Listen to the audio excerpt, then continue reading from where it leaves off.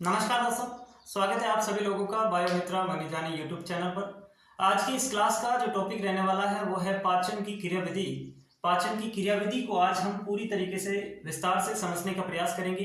इससे पहले वाली जो दो क्लासें हैं पाचन एवं अवशोषण वाले चैप्टर की, जो हमारा चैप्टर चल रहा है, उसकी दो क्लासों में हमने इसके बारे में जितनी भी चीज़ें डिस्कशन करनी थी, जैसे कि आहार नाल और उसके विभिन्न भाग जो हैं उनकी संरचना देखी, उनके कार्य देखे, और उसके बाद में जो पाचक ग्रंथियां है, डाइजेस्टिव ग्लैंड है, उसके बारे में हमने जानने का प्रयास किया। और उन दोनों क्लासों में हमने बहुत बेहतरीन ढंग से पाचन तंत्र की जो संरचना है उसको समझ लिया।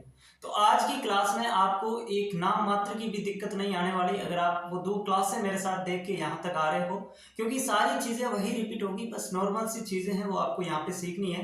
बाकी यहाँ पे कोई ऐसी अलग चीज़ नहीं आएगी जो आपने पिछली दो क्लासों में नहीं देखी, ठीक है। तो इसलिए मेरा निवेदन आपसे रहेगा कि आप सीधे अगर इस क्लास पे आए हैं तो आप पहले उन दो क्लासों को देखिए, ताकि ये चैप्टर जो है वो तुम्हें फिर कहीं इधर उधर देखने की जरूरत ना पड़े, इस तरीके से तुम्हें क्लियर हो जाए।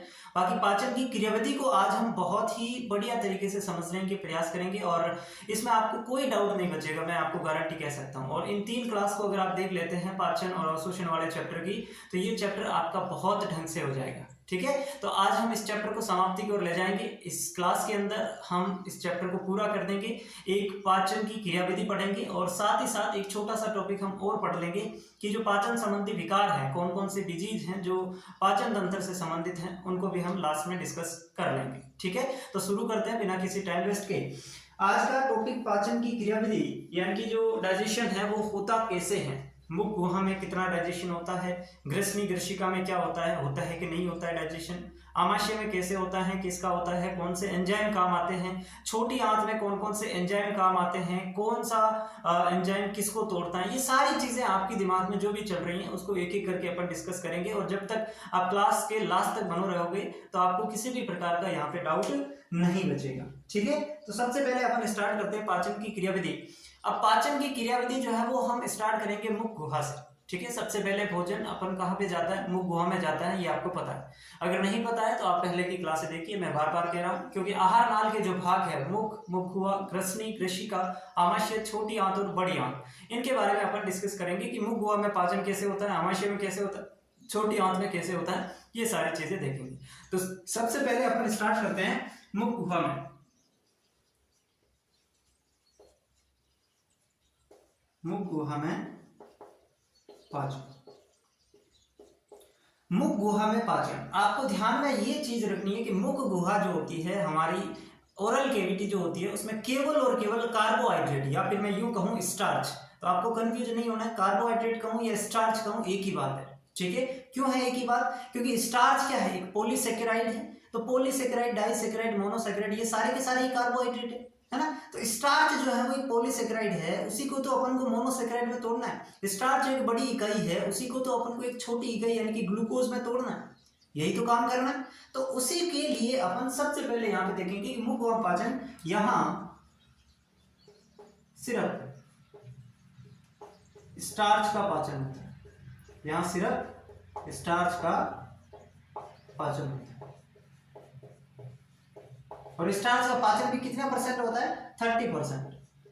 स्टार्च का पाचन भी कितने परसेंट, केवल 30% स्टार्च का पाचन यहाँ पे होता है। सारे के ऐसे नहीं है कि यहाँ पे स्टार्च का पाचन हो गया मतलब कंप्लीटली यहाँ पे स्टार्च डाइजेस्ट हो जाएगा, ऐसा नहीं। केवल और केवल जो आपने मात्रा ग्रहण की उसका 30% स्टार्च यहाँ पे आपके मुख गुहा के अंदर जो है वो डाइजेस्ट होगा। यानी कि अब एक सवाल यहाँ से और बनता है कि पाचन कहाँ से शुरू हो जाता है, पाचन प्रक्रिया कहाँ से शुरू हो जाती है, आहार नाल के किस भाग से पाचन शुरू हो जाता है। तो इसका आंसर क्या होगा, मुख गुहा से, क्योंकि स्टार्च का पाचन तो हो ही रहा है, भले किसी का हो, लेकिन पाचन कहां से स्टार्ट हो जा रहा है, मुख गुहा से। तो ये भी चीज आप लिखने, यहां से पाचन शुरू हो जाता है,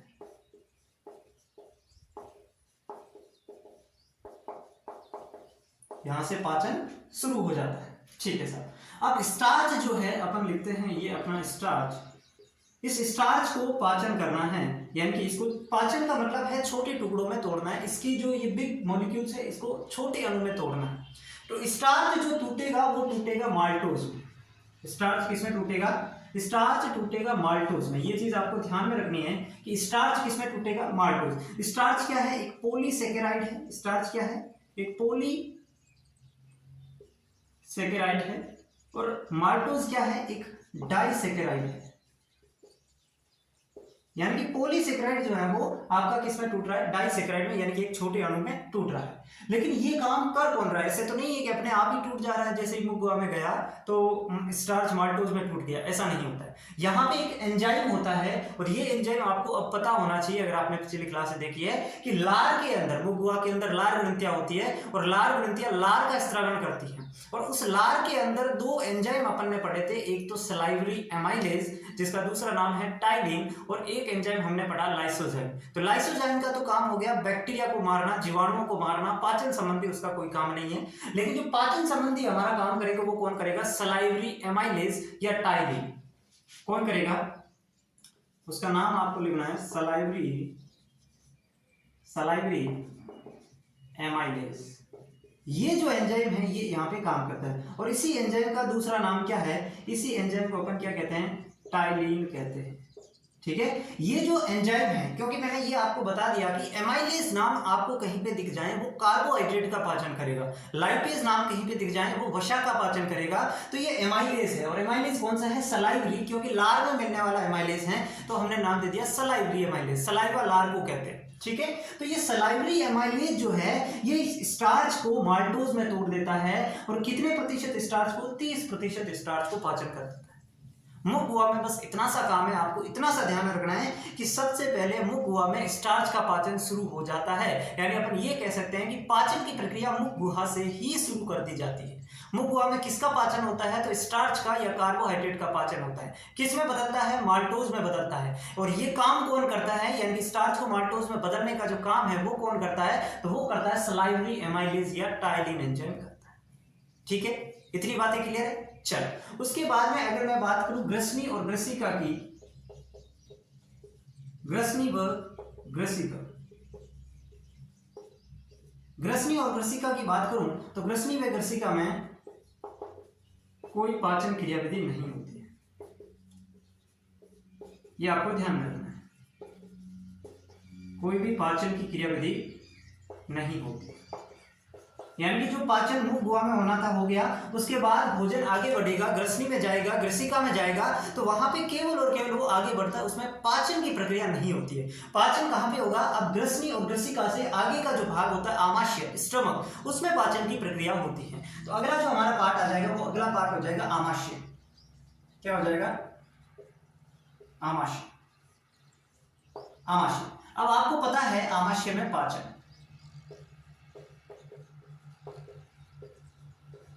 आमाशय की अगर मैं बात करूं तो आमाशय के अंदर जो है वो पाचन की प्रक्रिया होने से पहले एक काम ये और करता है, ये भोजन को 2 से 3 घंटे तक स्टोर रखता है। यानी कि जैसे ही भोजन आया उसका पाचन शुरू हो गया, ऐसा नहीं होता है। आमाशय में जैसे ही भोजन आता है इसको ये 2-3 घंटे के लिए अपने अंदर स्टोर करके रखता है, और फिर अपने उसके ऊपर जो भोजन है उसके ऊपर पाचन प्रक्रिया शुरू कर देता है। ठीक है, तो आमाशय जो होता है, आमाशय, इसमें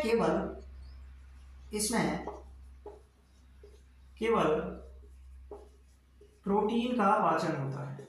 इसमें केवल और केवल किसका पाचन होता है, प्रोटीन का पाचन होता है। क्योंकि हमने जो भोज्य पदार्थ खाया उसमें तो कई सारे घटक हैं, उसमें कार्बोहाइड्रेट भी है, उसमें प्रोटीन भी है, उसमें वसा भी है, उसमें न्यूक्लिक अम्ल भी है, न्यूक्लियोटाइड भी है, न्यूक्लियोसाइड्स भी हैं, तो वो सारी चीजें हैं। तो आपसे पूछ ले कि आमाशय में पाचन किसका होता है, तो आमाशय में केवल और केवल प्रोटीन का पाचन होता है।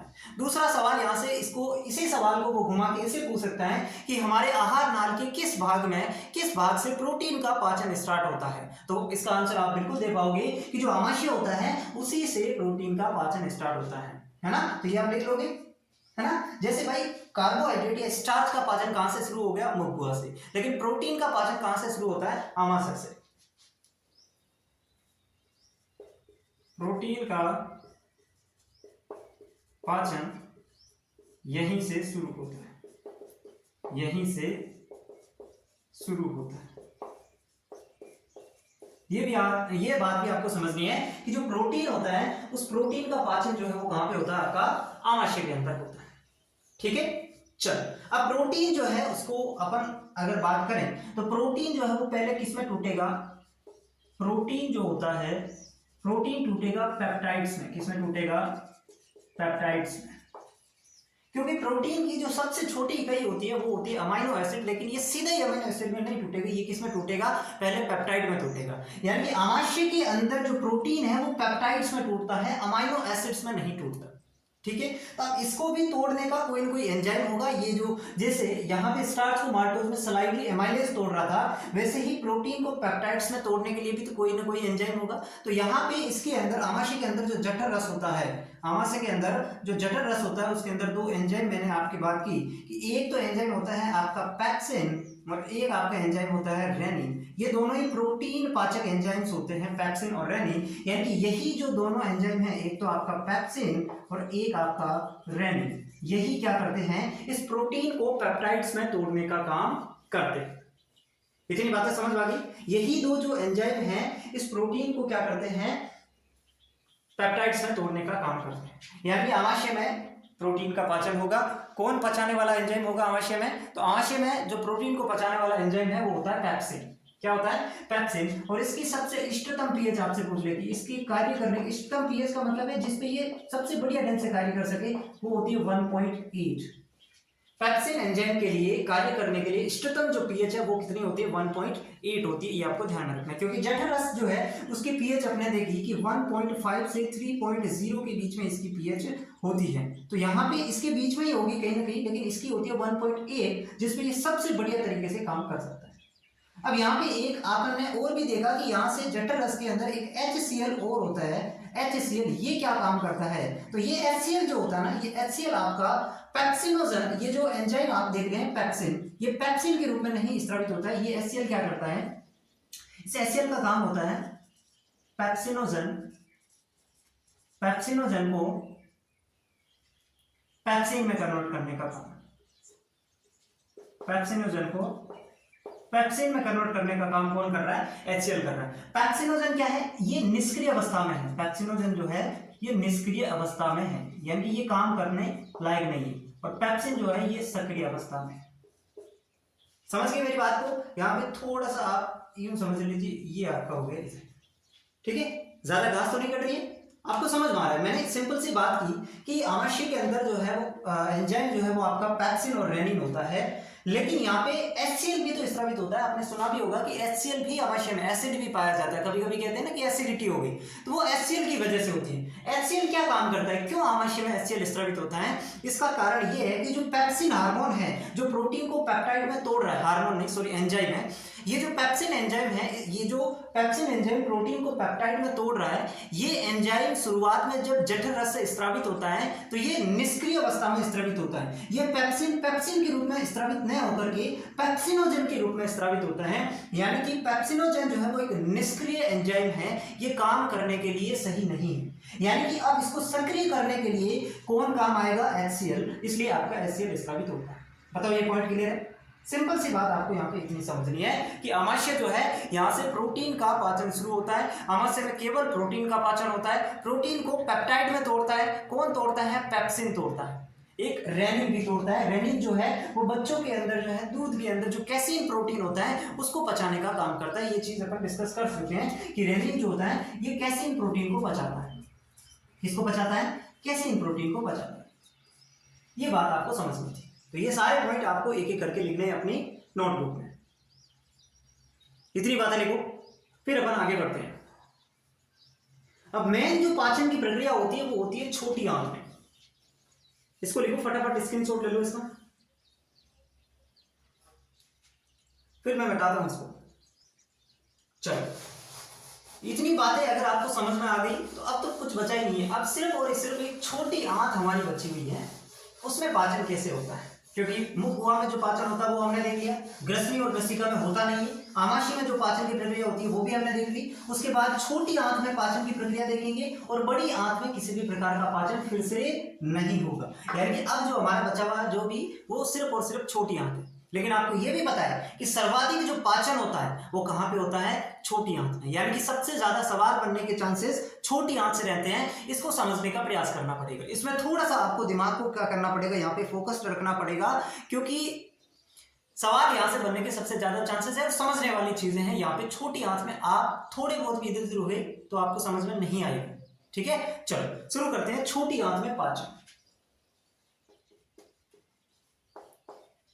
छोटी आंत यानी कि स्मॉल इंटेस्टाइन, छोटी आंत में पाचन। इसकी अगर मैं बात करूं तो छोटी आंत के अंदर पाचन जो है, सबसे ज्यादा पाचन कहां पे होता है? छोटी आंत में। सर्वाधिक भोजन का यहां पे लिखेंगे, सर्वाधिक जो पाचन होता है, सर्वाधिक पाचन कहां पे होता है? यहां पे होता है। सर्वाधिक अवशोषण भी कहां पे होता है? यहीं पे होता है। सर्वाधिक पाचन और सर्वाधिक अवशोषण वो भी यहां पे होता है। आपसे ये पूछ ले कि सबसे ज्यादा समय तक पाचन कहां पे होता है, तो वो भी यहीं पे होता है। सबसे ज्यादा समय तक पाचन वो भी यहीं पे होता है। एक बात और ध्यान रखना कि वसा का पाचन यहीं से शुरू होता है। वसा का जो पाचन है वो यहीं से शुरू होता है, यहीं से शुरू होता है। वसा का पाचन कहां से स्टार्ट होता है? यहीं से स्टार्ट होता है। समझ रहे मेरी बात को? यहां पे कुछ लोग इसका गलत मतलब निकाल लेंगे कि वसा का पाचन यहां पे होता है, वो ठीक बात है, वसा का होता है, लेकिन इसका मतलब ये नहीं कि कार्बोहाइड्रेट और प्रोटीन का भी यहां पे नहीं होता। ये बात मैंने नहीं कही। यहां वसा का पाचन स्टार्ट होता है, बाकी कहीं पे भी वसा का पाचन नहीं हुआ, न तो मुख गुहा में हुआ न आमाशय में हुआ। तो आपसे सवाल ऐसा बन जाए कि आहार नाल के किस भाग में वसा का पाचन शुरू होता है, तो वो छोटी आंत से शुरू होता है। लेकिन प्रोटीन का पाचन आमाशय से शुरू हो जाता है, लेकिन जो कार्बोहाइड्रेट है उसका पाचन मुख गुहा से शुरू हो जाता है। मैंने कहा कार्बोहाइड्रेट का पाचन जो है वो मुख गुहा में होता है, और वहां पे केवल कार्बोहाइड्रेट का ही पाचन होता है।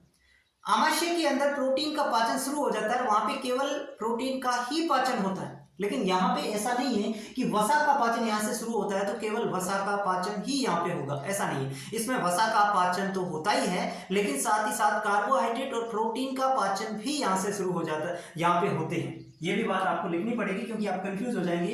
इसमें कार्बोहाइड्रेट, वसा व प्रोटीन तीनों का पाचन होता है, तीनों का पाचन होता है। ये बात आपको समझनी है, ठीक है? इतनी बातें क्लियर है? अब देखो, अब एक पॉइंट यहां पे ये है कि छोटी आंत के अंदर जो पाचन होगा, जो भोज्य पदार्थ है, वो उसका ऊपर पाचन की प्रक्रिया तभी शुरू होगी जब वो भोज्य पदार्थ उसकी प्रकृति सार्य हो जाए, बेसिक प्रकृति का हो जाए। और जैसे ही आमाशय से भोजन छोटी आंत में आता है, उसकी आमाशय के अंदर भोजन की जो प्रकृति होती है वो कैसी होती है? अम्ल प्रकृति का होता है, एसिडिक नेचर का होता है, क्योंकि HCl वहां पे स्रावित हुआ, और आमाशय में भोजन को पचाने के लिए अम्ल प्रकृति आवश्यक होती है। ये पॉइंट आप वहां पे नोट डाउन कर सकते हैं, क्योंकि मैं भूल गया, आप अभी लिख लो कि आमाशय में भोजन के ऊपर पाचन की प्रक्रिया अम्ल माध्यम में होती है। अम्ल माध्यम में वहां पे भोजन होता है, उसके ऊपर पाचन की प्रक्रिया होती है। लेकिन जो ये होता है छोटी आंत, इसके अंदर भोजन के ऊपर पाचन प्रक्रिया तब शुरू की जाएगी जब वो सारे माध्यम है, ठीक है? तो ये बात भी लिखेंगे कि आमाशय से आए भोजन की प्रकृति अम्लीय होती है, जबकि छोटी आंत में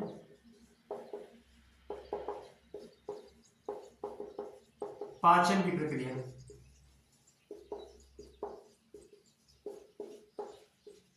सारे माध्यम में संपन्न होती है, सारे माध्यम में संपन्न होती है।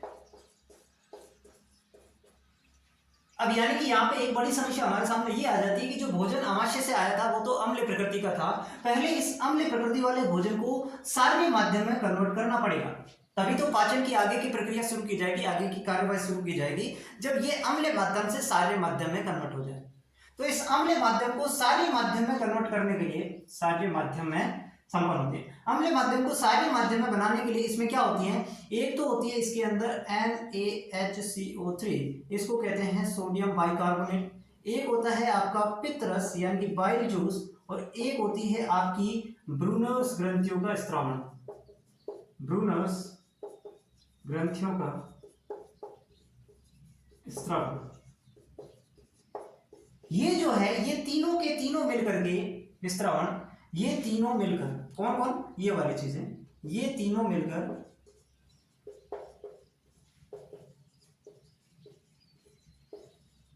भोजन को सार्य प्रकृति में बदलते हैं।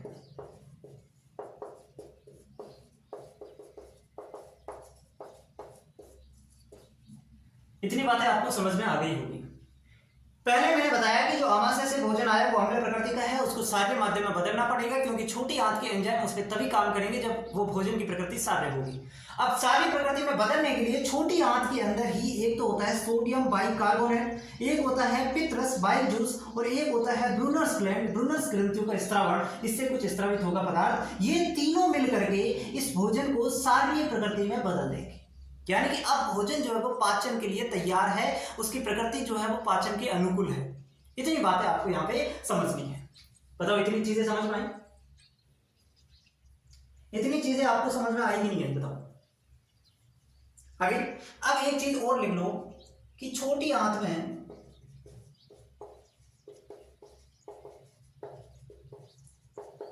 भोजन का पाचन, भोजन का पाचन अग्नाशयी रस, अग्नाशयी रस का मतलब होता है पैनक्रियाटिक जूस, अग्नाशय रस के एंजाइम तथा सर्कस एंट्रिकस, सर्कस ये अभी समझ में आ जाएगा आपको, सर्कस एंटेरिकस के एंजाइम। छोटी आंत में भोजन का पाचन अग्नाशय रस के एंजाइम और सर्कस एंट्रिकस एंजाइम के द्वारा होता है।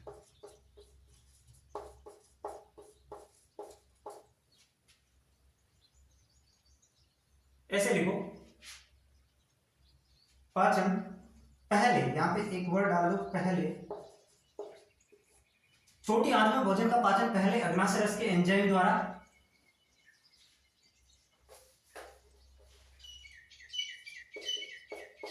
तथा बाद में सर्कस एंट्रिकस के एंजाइम द्वारा होता है। ये बात आपको समझ में आई? अभी आ जाएगी, लेकिन थोड़ा सा मैं आपको बता दूं कि जैसे ही भोजन छोटी आंत में आएगा वहां पे दो प्रकार के जूस आपको मिलेंगे, दो प्रकार के रस मिलेंगे। रस के अंदर है क्या? रस के अंदर बेसिकली है एंजाइम्स जो इनको पचाने का काम करेंगे। तो एक तो पैनक्रियाटिक जूस होता है, आपको पता ही, एक पैनक्रियाटिक जूस अग्नाशयी रस होता है, वो अग्नाशयी रस के अंदर जो एंजाइम है वो भी भोजन को पचाएंगे। और एक जो है वो छोटी आंत के सर्कस एंट्रिकस, यानी कि छोटी आंत की भित्ति जो होती है उसी में से कुछ एंजाइम निकलते हैं, छोटी आंत में से। पैनक्रियाज तो एक अलग पाचक ग्रंथि है, वो तो इसके बाहर स्थित है, लेकिन जो छोटी आंत है उसकी भित्ति में से भी कुछ एंजाइम स्त्रावित होते हैं, उसकी जो ब्रश बॉर्डर्ड एपिथेलियम होती है उसमें से भी कुछ एंजाइम स्त्रावित होते हैं, जिसको अपन सर्कस एंट्रिकस कहते हैं। तो वो भी पाचन का काम करेंगे। तो पहले कौन करेगा? पहले इसके ऊपर काम करेगा अग्नाशयी रस के एंजाइम, पैनक्रियाटिक एंजाइम जितने भी है, पैनक्रियाटिक जूस के जितने भी एंजाइम है, पहले भोजन का पाचन वो करेंगे, और जब वो अपना काम कर देंगे तो उसके बाद फाइनली जो है वो सर्कस एंट्रिकस के एंजाइम उसको उसके ऊपर, भोजन के ऊपर काम करेंगे, उसको फाइनली डाइजेस्ट कर देंगे। ठीक है, तो ये इतनी बातें आपको ध्यान में रखनी। सर्कस एंट्रिकस क्या होती है यहां पे मैं आपको बता दूं। सर्कस एंट्रिकस छोटी आंत की ब्रश बॉर्डर्ड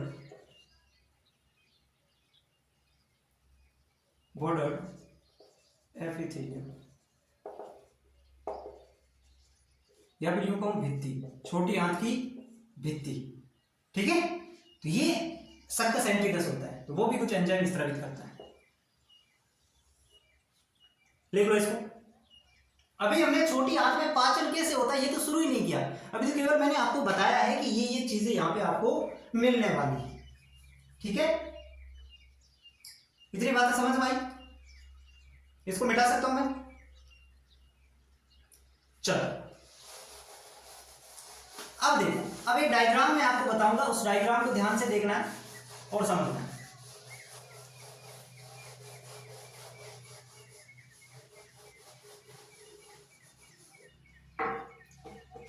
ध्यान से समझना, एक डायग्राम मैं आपको बनाऊं।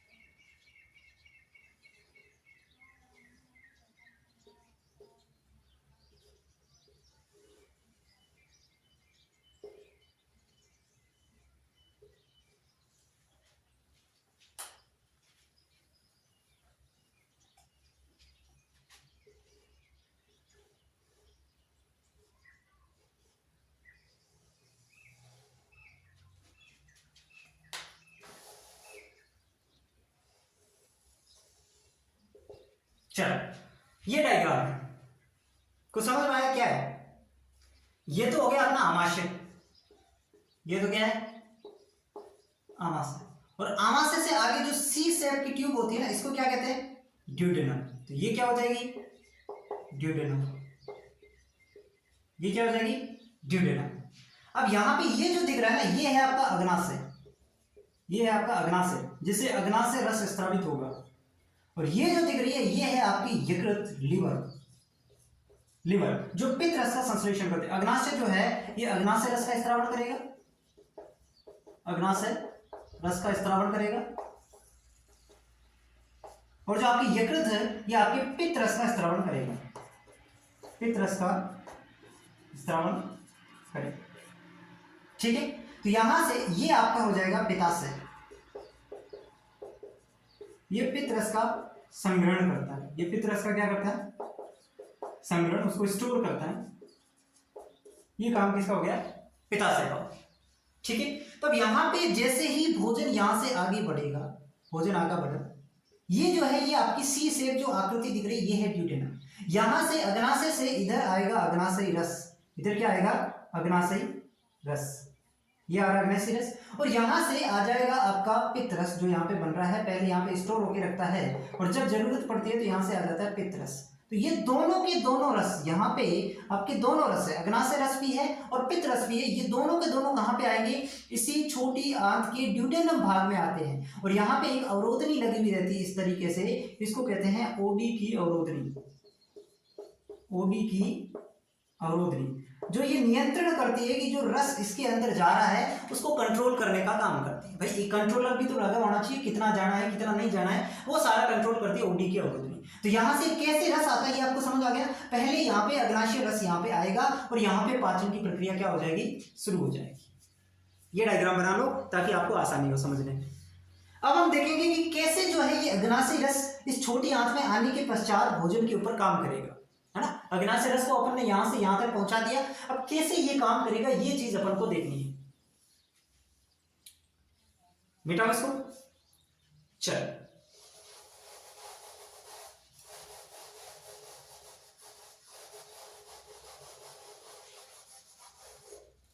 अब आपको एक साइड समझना है अग्नाशय रस के एंजाइम, अग्नाशय रस के एंजाइम, अग्नाशय रस के एंजाइम हमने पढ़े थे कौन कौन से होते हैं? एक होता है ट्रिप्सिनोजन, मैं पहले एंजाइम लिखा देता हूं, ट्रिप्सिनोजन। एक होता है काइमोट्रिप्सिनोजन, काइमोट्रिप्सिनोजन।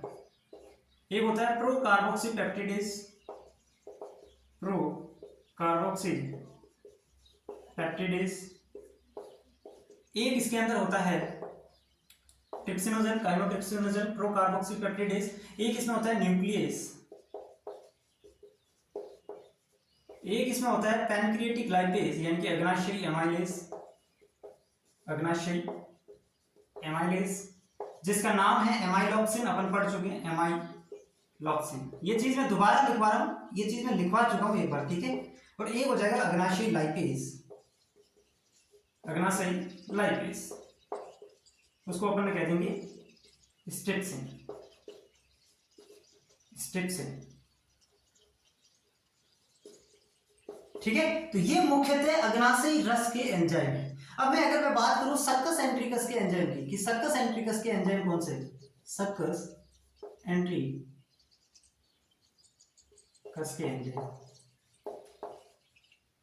या मैं ऐसे बात करूं छोटी आंत की भित्ति द्वारा स्रावित एंजाइम, छोटी आंत की जो भित्ति है उससे जो एंजाइम स्रावित होते हैं वो एंजाइम है ये। इसमें कौन से आ जाएंगे? तो इसमें आपको एक तो नाम याद रखना है एंटेरोकाइनेज, एंटेरोकाइनेज। एक एंजाइम इसमें होता है डाइपेप्टाइडेज, एक एंजाइम इसमें होता है न्यूक्लियोटाइडेज,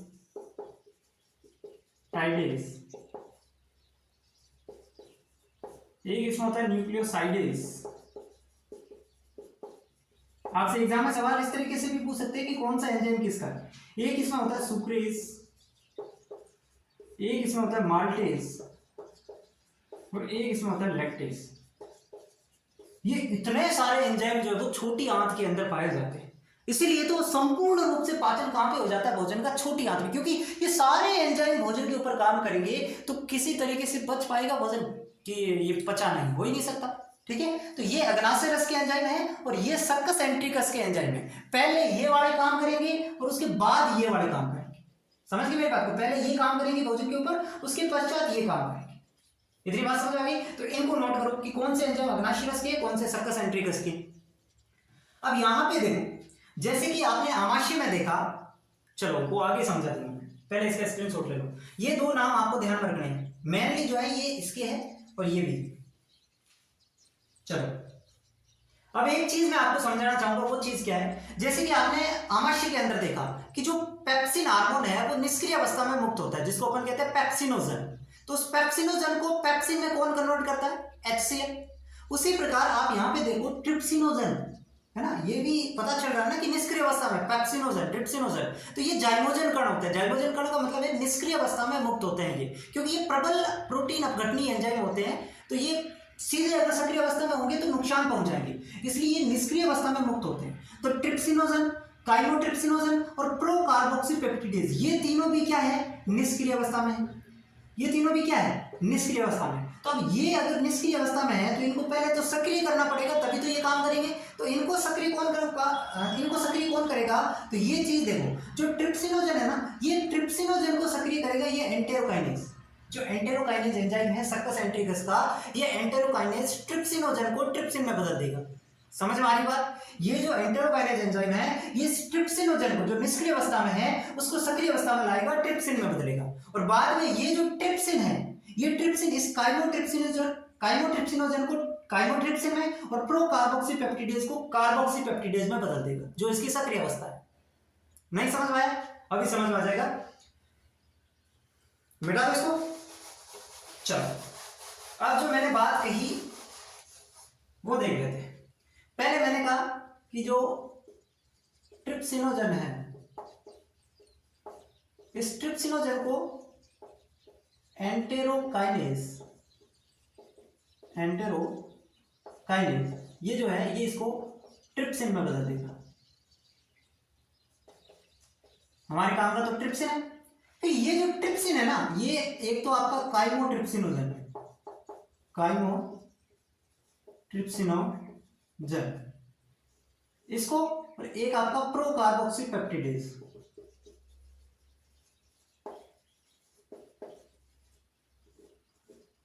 मैं कितना लिख रहा हूं, तो मैं कह रही सर हम नोट्स नहीं बना रहे, सारी चीज मैं यहाँ पे लिख रहा हूं। बताओ कुछ मैंने ऐसा छोड़ा है जो मैंने बोला और लिखा नहीं है ना?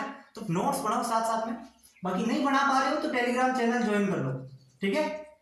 टेलीग्राम चैनल ज्वाइन कर लो, वहां पे आपको नोट्स मिल जाएंगे, ठीक है? जैसे ही कोई चैप्टर समाप्त होगा उसके नोट्स मैं कंप्लीटली आपको दे दूंगा, ठीक है? तो नोट्स आपको यहीं के नोट्स है और वो आपको मिल जाएंगे बढ़िया हैंड राइटिंग नोट्स में। और अगर आपको टेस्ट सीरीज की आवश्यकता लगती है कि हमें चैप्टर पूरा हो गया, अब हमें पता करना है कि हमें समझ में आया कि नहीं आया, हमें कॉन्फिडेंस बिल्ड करना है, तो उसके लिए हमने टेस्ट सीरीज भी बना रखी है। तो इसके लिए आप माजिस एजुकेशन जो एप्लीकेशन है वो प्ले स्टोर से डाउनलोड कर लो और वहाँ पे बायोलॉजी की एक बेहतरीन टेस्ट सीरीज मैंने बड़ी दिल से, बड़ी मेहनत से उसको बना रखी है। फॉर्मेलिटी का हमारे यहाँ पे कोई स्थान नहीं है, बड़ी दिल से उस टेस्ट सीरीज को बनाई, आप जाके देखना। डेमो टेस्ट भी है और सबसे खास बात यह है कि जैसे ही आप टेस्ट दोगे ना तो वो तो आपको पता चलेगा अपना लेवल, तो उसके बाद उसका वीडियो सॉल्यूशन आएगा उस टेस्ट का, और वीडियो सॉल्यूशन में सिर्फ टेस्ट वाले सवाल नहीं होंगे, उस पूरे चैप्टर का आपको एक क्विक रिवीजन में आपको दूंगा, आपको पूरा चैप्टर टच करवा दूंगा, ठीक है? तो इतनी शानदार टेस्ट सीरीज है, बहुत ही नॉमिनल प्राइस के अंदर, आप जाके ज्वाइन जरूर कर लेना। काइमोट्रिप्सिनोजन प्रोकार्बोक्सीपेप्टिडेज, मैंने कहा कि यहाँ पे काम करता है ट्रिप्सिन। कौन काम करता है? ट्रिप्सिन। और ये ट्रिप्सिन क्या करता है? इनको सक्रिय कर देता है। काइमोट्रिप्सिनोजन को काइमोट्रिप्सिन में, और प्रोकार्बोक्सीपेप्टिडेज को कार्बोक्सीपेप्टिडेज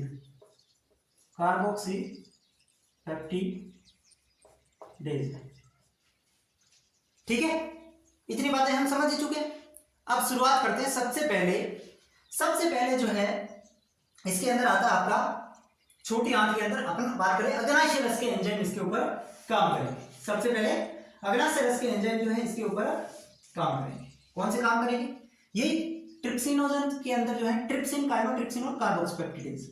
जो प्रोटीन है, सबसे पहले अपन प्रोटीन का पहलू पढ़ते हैं। जो प्रोटीन है या फिर जो पेप्टाइड है, मैं यहाँ पे क्यों लिखूं पेप्टाइड, क्यों लिखूं बताओ, मैंने पेप्टाइड क्यों लिखा, क्योंकि स्टार्च सॉरी आमाशय के अंदर एक मिनट रुको, क्या है बोलते बोलते जबान अटकने लग जाती है। जब बहुत ज्यादा बोलता हूं ना, कोई भी इंसान बहुत ज्यादा बोलता है तो कभी कभी अटक जाती है, तो उसको आप इग्नोर करिए।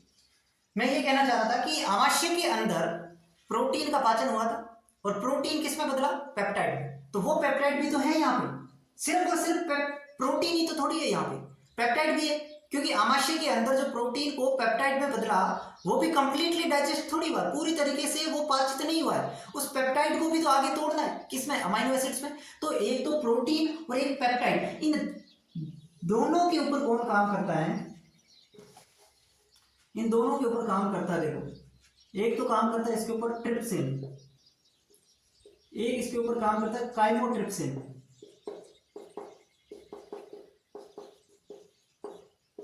और एक इसके ऊपर काम करता है कार्बोक्सीपेप्टिडेज,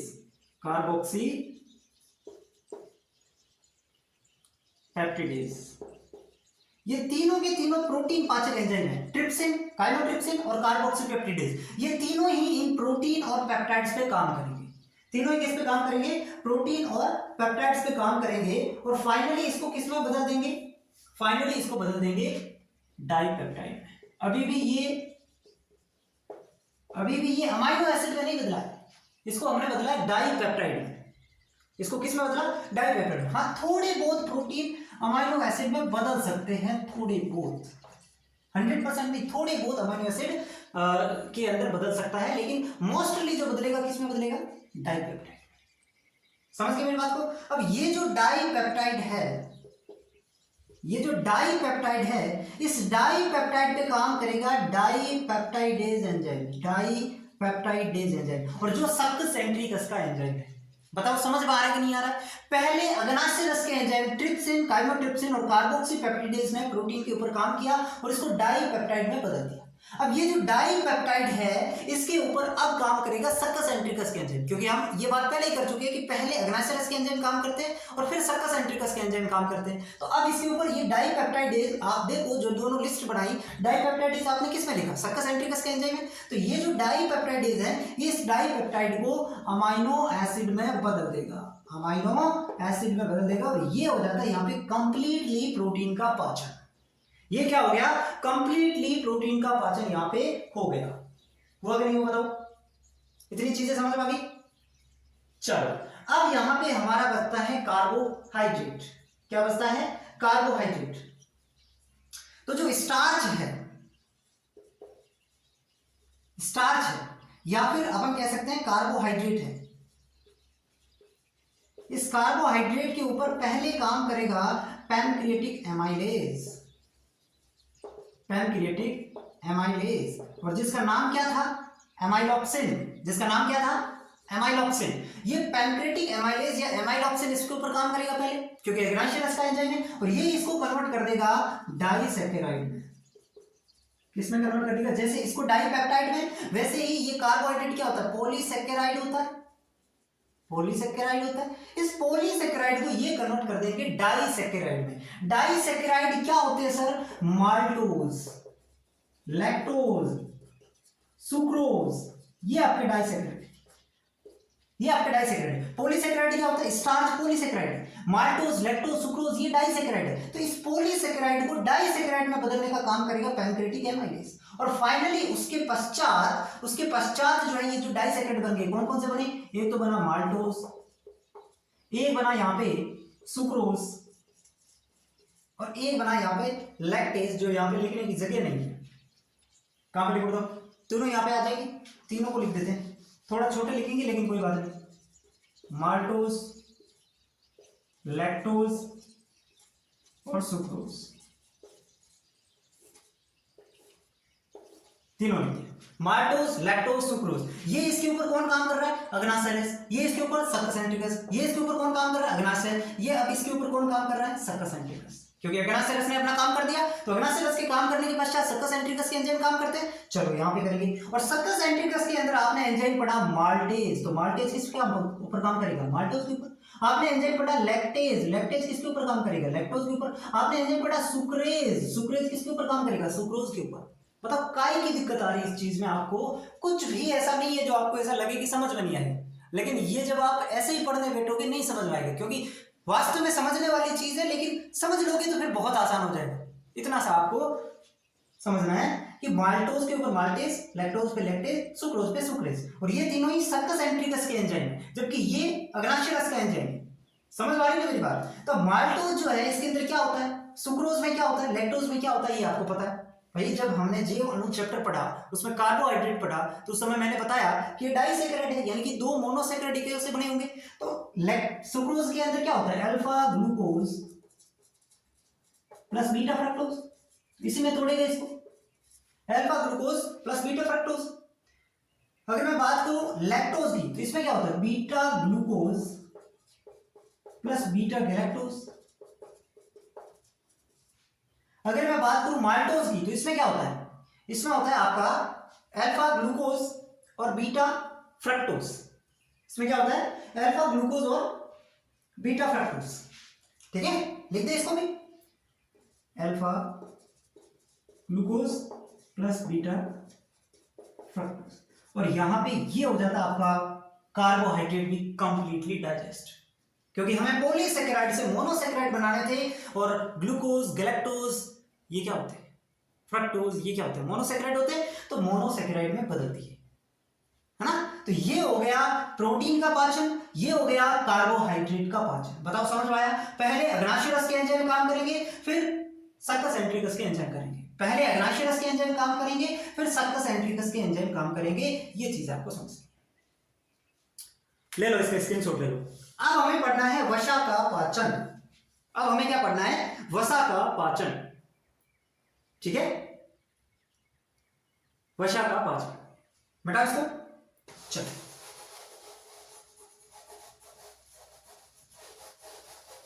अगर क्लास पसंद आ रही है तो आप शेयर करेंगे ज्यादा से ज्यादा बच्चों के साथ, ताकि सब लोगों को फायदा मिल सके, क्योंकि फ्री कंटेंट जो है वो आपको बहुत कम देखने को मिलता है। इतना ऑथेंटिक चीज है, इतनी बढ़िया तरीके से सटीक चीज है।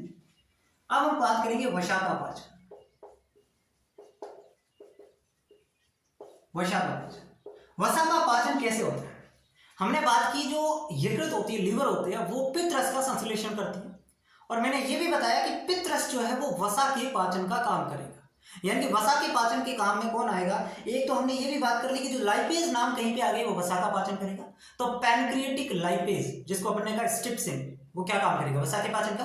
और एक पित्त रस जो होता है वो भी वसा के पाचन का काम करेगा। ठीक है, तो पित्त, एक चीज मैं बता रहा हूं आपको, कभी कभी परिभाषा आपसे पूछ लेते हैं।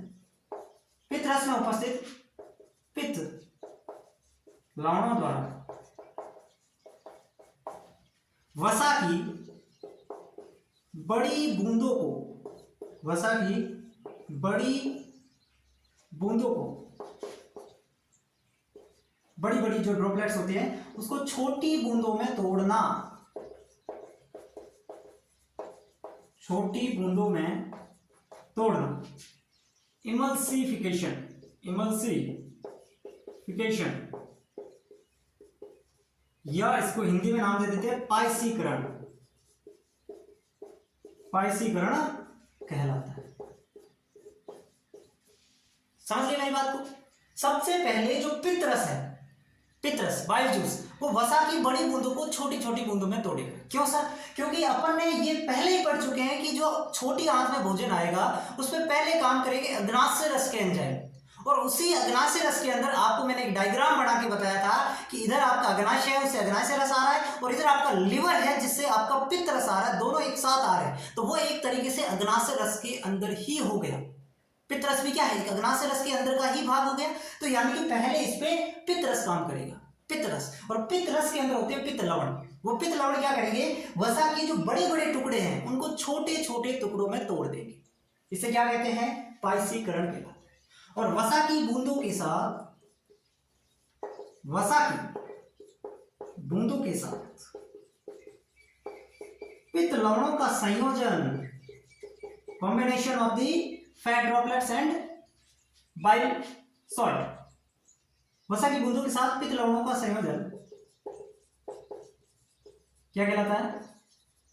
माइसेल्स कहलाता है, मिसेल्स। ठीक है, तो ये दोनों सवाल बन सकते हैं कि पाइसीकरण क्या है, मिसेल्स क्या, समझा गया। और ये भी समझ आ गई कि वसा की जो बड़ी बड़ी बूंदें हैं, वसा की बड़ी बूंदों को छोटी बूंदों में किसने तोड़ दिया? पितरस ने या पित्त लवण ने। अब पितरस काम करने के बाद अब काम करेंगे इसके अंदर जो होता है पैनक्रेटिक लाइपेज होता है, एग्नाशियस के अंदर पैनक्रेटिक लाइपेज, वो पैनक्रेटिक लाइपेज अब इसके ऊपर काम करेगा। अब इसके ऊपर कौन काम करेगा? पैनक्रेटिक लाइपेज काम करेगा। और पैनक्रेटिक लाइपेज जो है, ये जो छोटी छोटी वसा की बूंदें हैं, यानी कि फैट ड्रॉपलेट्स जो है, छोटी छोटी वसा की बूंदें, इसके ऊपर काम करेगा पैनक्रिएटिक लाइपेज, जिसको अपन कहते हैं स्ट्रिप्सिन। स्ट्रिप्सिन ये इसके ऊपर काम करेगा और ये इसको कन्वर्ट कर देगा ट्राइग्लिसराइड में। किसमें? ट्राइग्लिसराइड में। और फाइनली इसके ऊपर काम करेगा लाइपेज एंजाइम, जो वसा का पाचन करता ही है, मुख्य वसा पाचक एंजाइम। आपसे पूछ ले मुख्य वसा पाचक एंजाइम क्या है? पैनक्रेटिक लाइपेज, मुख्य वसा पाचक एंजाइम ये होता है। ठीक है, तो अब इसके ऊपर लाइपेज काम करेगा। और अब आपको पता है कि जो वसा होती है, लिपिड्स होते हैं, वो किससे बने होते हैं? फैटी एसिड और ग्लिसरॉल से। तो ये आपको इसको तोड़ देगा फैटी एसिड में प्लस ग्लिसरॉल में, या फिर मैं कहूं कि मोनोग्लिसराइड में, मोनोग्लिसराइड में। और ये हो गया आपका कंप्लीटली डाइजेस्ट फैट। ये हो गया आपका कंप्लीटली डाइजेस्ट फैट। समझ में आया? सबसे पहले वसा के ऊपर पाचन के अंदर काम करेगा पितरस। पितरस वसा की बड़ी बूंदों को छोटी बूंदों में तोड़ देगा, जिसको अपन इमल्सिफिकेशन कहते हैं। उसके बाद उन छोटे छोटे ड्रॉपलेट्स पे काम करेगा पैनक्रेटिक लाइपेज, जो वसा का मुख्य पाचक एंजाइम होता है, वो इसको ट्राइग्लिसराइड में, और फाइनली ट्राइग्लिसराइड जो फैटी एसिड और ग्लिसरॉल में टूट जाता है। ठीक है, ये हमने पाचन की क्रियाविधि कंप्लीटली पढ़ी। अभी जाना नहीं है, अभी थोड़ा सा और बचा हुआ है। पाचन के बाद में आता है एब्जॉर्प्शन। ये तो हुआ है पाचन। पाचन से काम थोड़ी चलेगा, एनर्जी तब मिलेगी जब उन न्यूट्रिएंट्स को शरीर में एब्जॉर्ब किया जाएगा, और एब्जॉर्ब करने के पश्चात भी उनका एसिमिलेशन होगा, यानी कि शरीर के विभिन्न भागों में जब वो पहुंचेगा न्यूट्रिएंट्स, तब एनर्जी मिलेगी। ठीक है, तो इसको लिखो, इसको लिखो।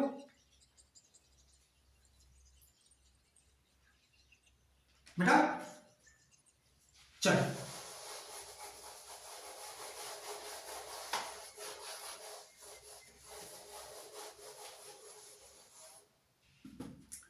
अब आता है भोजन का अवशोषण।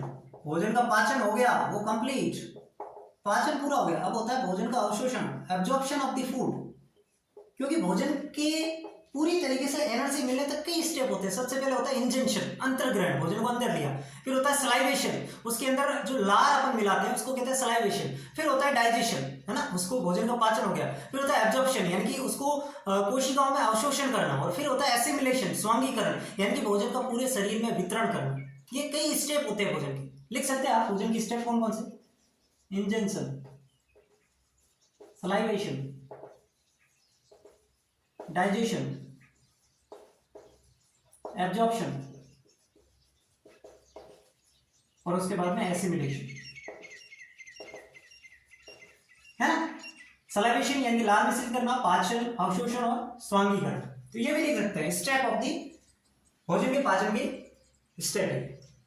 पाचन के नहीं, सॉरी, पूरी तरीके से उसको जो कहते हैं ना एनर्जी मिलने तक का प्रोसेस।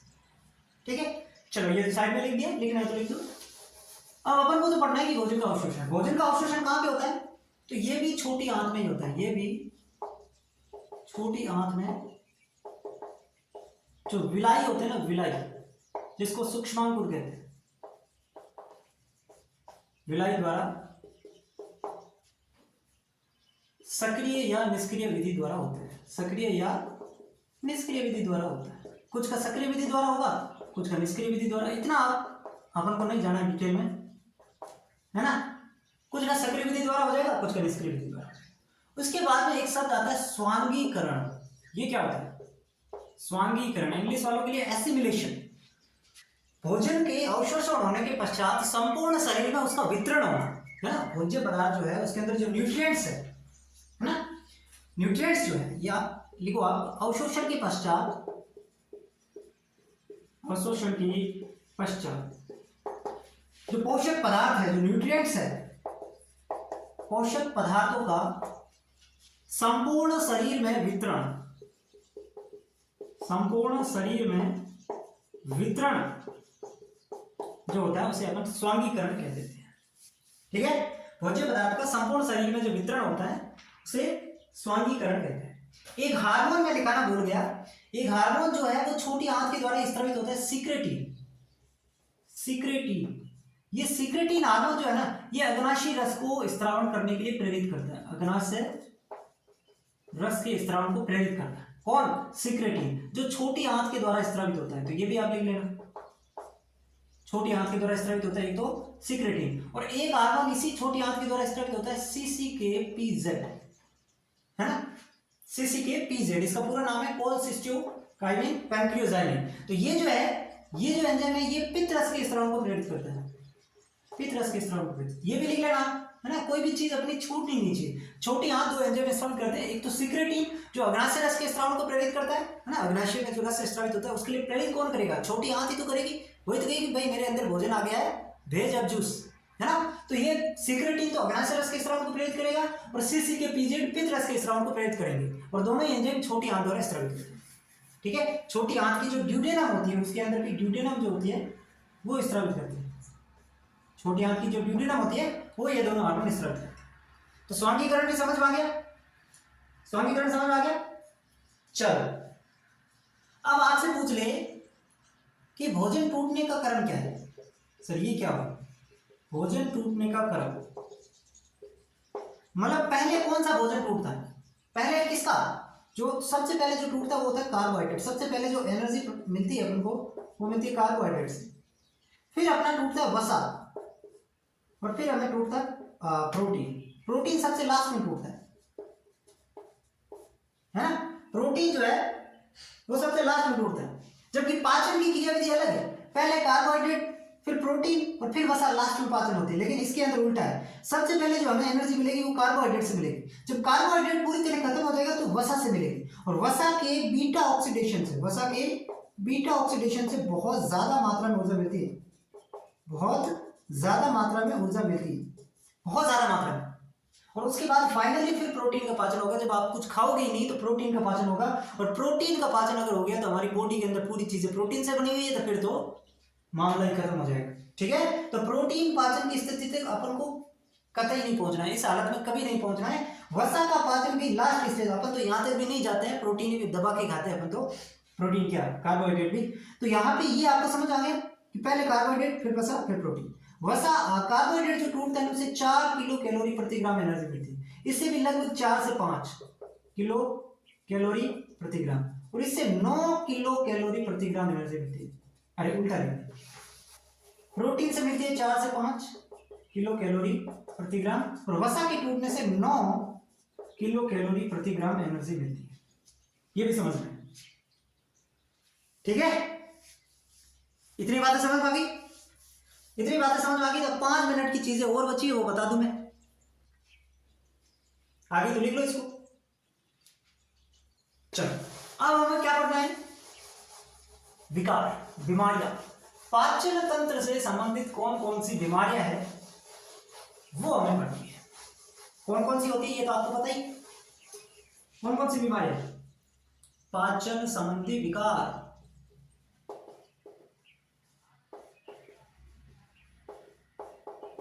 सबसे पहला अपच, यानी कि भोजन पचता ही नहीं है, अपच टाइप लगता है, ऐसे कि खाना खाया वो अभी 2 घंटे पहले खाया तो भी अभी लगा है कि अभी खाया, मतलब वो अपच की स्थिति होती है। एक तो अपच, ये आपके ऑप्शन में पूछ लेगा निम्न में से पाचन संबंधी विकार है या निम्न में से पाचन संबंधी विकार नहीं है, 4 ऑप्शन दे देगा तो पहचान आना चाहिए। एक होती है कब्ज। कब्ज क्या होती है ये भी आपको पता है कि खाना तो खा लिया लेकिन उसके पश्चात जो है वो डेफिकेशंस के अंदर प्रॉब्लम आती है ना, उस मल त्यागने में जो समस्या आती है उसको कहते हैं कब्ज। ठीक है, उसको क्या कहते हैं? कब्ज। और तीक्ष्ण कब्ज की अवस्था में अपन क्या करते हैं? तीक्ष्ण कब्ज से राहत प्रदान करने के लिए, ये पॉइंट इंपॉर्टेंट है। तीक्ष्ण कब्ज, तीक्ष्ण मतलब बहुत भयंकर कब्ज होगी, तो उस समय जो है तीक्ष्ण कब्ज से राहत हेतु शोधक, शोधक जिसको इंग्लिश में कहते हैं परगेटिव, परगेटिव, जैसे मैग्नीशियम सोल्ट, मैग्नीशियम सोल्ट का प्रयोग किया जाता है।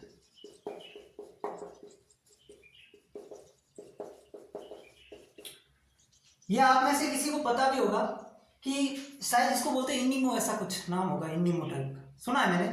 तो वो क्या होता है, उसमें मैग्नीशियम सोल्ट भरे रहते हैं और उसको पीछे से जब क्या करते हैं, मलाशय के अंदर उसको क्या करते हैं, मतलब सीक्रेट करते हैं, उसको अंदर डालते हैं, तो मैग्नीशियम सोल्ट से वो फिर वहां पे मतलब पता नहीं क्या प्रोसेस होता है, जिससे जो तीक्ष्ण कब्ज है, मतलब बहुत ज्यादा कब्ज हो गई है, तो उस समय उससे ये वो तुरंत राहत प्रदान करने का काम करता है। तो बहुत ज्यादा कब्ज की अवस्था में आपको क्या करना लगता है, वो शोधक परगेटिव जो है वो आपको प्रयोग करना पड़ेगा मैग्नीशियम सोल्ट का।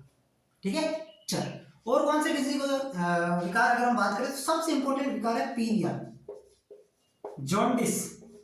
पीलिया क्या होता है, जॉन्डिस कहते हैं इसको, जॉन्डिस। ये जो पीलिया होता है ना, पीलिया ये एक यकृत संबंधी विकार है, यकृत, लीवर। क्यों भाई यकृत संबंधी विकार क्यों है, क्योंकि इसके अंदर जो बाइल पिगमेंट्स होते हैं, बाइल पिगमेंट्स कौन से होते हैं, बिलरुबिन, बिलवर्निन, यही होते हैं। तो ये जो बाइल पिगमेंट्स है पित्तवर्णक, बिलरुबिन की मात्रा ज्यादा हो जाती है, ज्यादा हो जाती है, और इससे क्या होगा, त्वचा व नाखून पीले रंग के प्रतीत होते हैं, तो इसे कहते हैं पीलिया, है ना। त्वचा और नाखून पीले रंग के दिखाई देते हैं, क्यों दिखाई देते हैं, क्योंकि एक वर्णक होता है बिलरुबिन जो बाइल जूस के अंदर पाया जाता है, तो वो ज्यादा हो गया, तो वो उसका कलर शायद ऐसा होगा, इसलिए त्वचा और नाखून जो हमारे पीले रंग के दिखाई देते हैं। तो ये भी पीलिया भी क्या हो जाएगा इससे संबंधित। एक हो जाती है उल्टी, वॉमिटिंग, वॉमिटिंग। ऐसा कोई नहीं होगा जिसको आज तक वॉमिटिंग नहीं हुई, है ना, होगा तो कोई कमेंट करना। वॉमिटिंग क्या होती है, भोज्य पदार्थों को बाहर निकल जाना, भोज्य पदार्थों का बलपूर्वक मुख गुहा से बाहर निकलना। बाहर तो कहां से निकलेंगे, मुख गुहा से, तो उसे कहते हैं मुख गुहा से बाहर निकलना, उसे कहते हैं वॉमिटिंग। वापस आ जाता है यहां से उल्टी। और एक मतलब एक इसमें और लिख लो, इसका जो नियंत्रण है वो नियंत्रण किसके द्वारा होता है, मेड्यूला ऑब्लांगेटा के द्वारा होता है, मेड्यूला ऑब्लांगेटा। ये क्या होता है सर, मेड्यूला ऑब्लांगेटा ये आपका मस्तिष्क का एक भाग है, जिसको अपन जब ब्रेन पढ़ेंगे, ह्यूमन ब्रेन, तब आपको समझ आ जाएगा। तो वॉमिटिंग का जो कंट्रोल होता है वो किसके पास होता है, मेडुला ऑब्लांगेटा के पास होता है। और एक लास्ट और अंतिम जो डिजीज हम और पढ़ लेते हैं, मसा, जिसको कहते हैं पाइल्स, बवासीर इसको कहते हैं, बवासीर या मसा। इसमें क्या होता है, अत्यधिक कठोर मल की वजह से, अत्यधिक कठोर मल की वजह से मलाशय की फूली हुई सिराओं का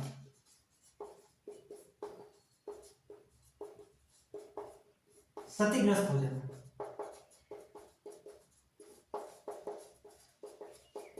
जिससे मल के साथ खून आना, मल के साथ खून, ये होता है मसा। ठीक है, तो ये मुख्य जो डिजीज है, पाचन संबंधित 5 बीमारियां, वो आपको ध्यान में रखनी है। और मेन जो है मुख्यतः जो सवाल बनेगा या तो पीलिया से या वॉमिटिंग से बनेगा आपका। ठीक है, वॉमिटिंग में भी ये बनेगा कि इसका कंट्रोल किसके पास होता है, तो मेडुला ऑब्लांगेटा से। ज्यादा अगर सवाल बनने के चांसेस है तो पीलिया से। एक चीज है, मल का जो पीला रंग है वो किसकी वजह से होता है, मल का पीला रंग किसकी वजह से होता है, तो एक वर्णक होता है स्टेरेकोबिलिन, इस वर्णक की वजह से मल का रंग जो है वो कैसा होता है, पीला होता है। ठीक है, तो ये आपका पूरा कंप्लीट 100% कंप्लीट डाइजेस्टिव सिस्टम जो आप कहते हो गया। ठीक है, तो कैसा लगा आपको ये आप मुझे बताएंगे और शेयर करेंगे इस क्लास को ज़्यादा से ज़्यादा। टेस्ट सीरीज अभी तक नहीं ज्वाइन की है तो आप ज़रूर ज्वाइन कर लें, ये मैं आपको रिकमेंड करूंगा। और चैनल को सब्सक्राइब नहीं किया है तो वो भी कर देना।